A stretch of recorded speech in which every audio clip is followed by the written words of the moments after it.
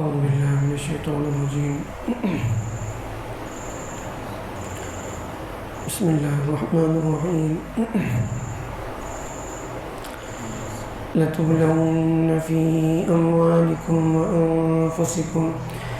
ولتسمعن من الذين أوتوا الكتاب من قبلكم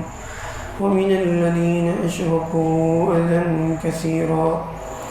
وإن تصبروا وتتقوا فإن ذلك من عزم الأمور. اللہ تعالیٰ فرماتے ہیں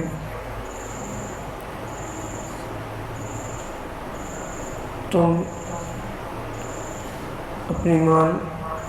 اور اپنی جانوں کے سلسلے میں، اپنے مالوں کے سلسلے میں ضرور بضرور آزمائے جاؤ گے، یعنی تمہارا امتحان لیا جائے گا، اور اہل کتاب سے اور مشرکوں کی طرف سے تم ضرور بضرور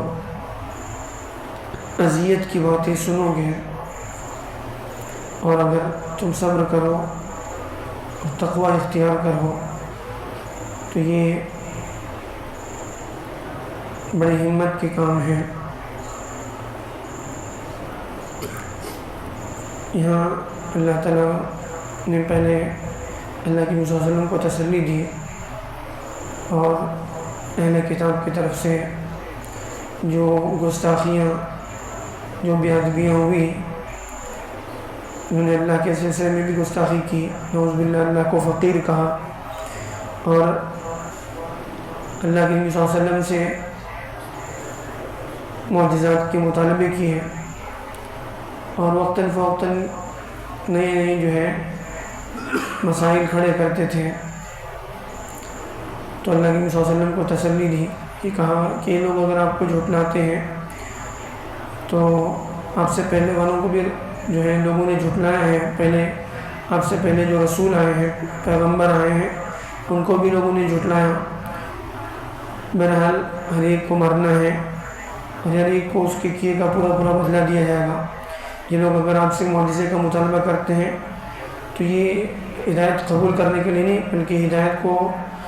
جھٹلانے کے لیے، بہانے کے طور پر جو ہے اس طرح کی باتیں یہ لوگ کرتے ہیں۔ لہٰذا آپ اپنا کام کرتے رہیں، آپ کو اپنی محنت کا اور اپنی کوشش کا آپ کو پورا بدلہ دیا جائے گا۔ اصل کامیابی یہ ہے کہ آدمی کو جہنم سے بچا لیا جائے، جنت میں داخل کر دیا جائے، اور جہاں تک دنیا کا تعلق ہے تو یہ بس جو ہے دھوکے کا سامان ہے۔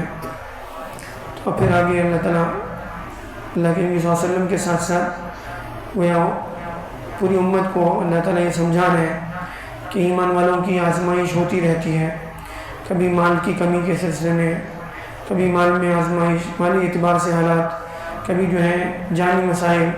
کبھی بیماریاں، کبھی اموات، کبھی اس طرح کے واقعات، کبھی شہادتیں، یہ سب کچھ جو ہے ہوتا رہے گا۔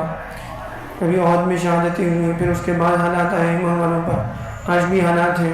تو ان حالات سے جو ہے ہمت نہیں ہارنی چاہیے، مایوس نہیں ہونا چاہیے۔ یہ آزمائشیں ہیں جس سے اللہ تعالیٰ ایمان والوں کو گزارتے ہیں۔ پھر اس کے ساتھ ساتھ خاص طور پر اللہ تعالیٰ نے جو ہے ایک بات کی طرف اشارہ فرمایا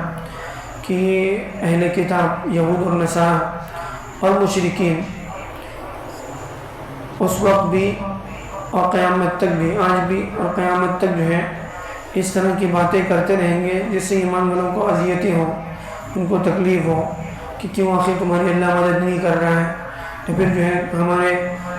تم فلاں معجزہ کیوں نہیں دکھا رہے ہو، تم حق پر ہو تو ایسا کیوں نہیں ہو رہا ہے، تمہارا رب، تم اپنے کو بڑا دیندار ظاہر کرتے ہو، تم آخرت پر ایمان رکھتے ہو، پھر بھی تم لوگ دنیا میں اتنے پریشان ہو، تمہارے اوپر ایسے حالات ہیں، وغیرہ وغیرہ، اس طرح کی باتیں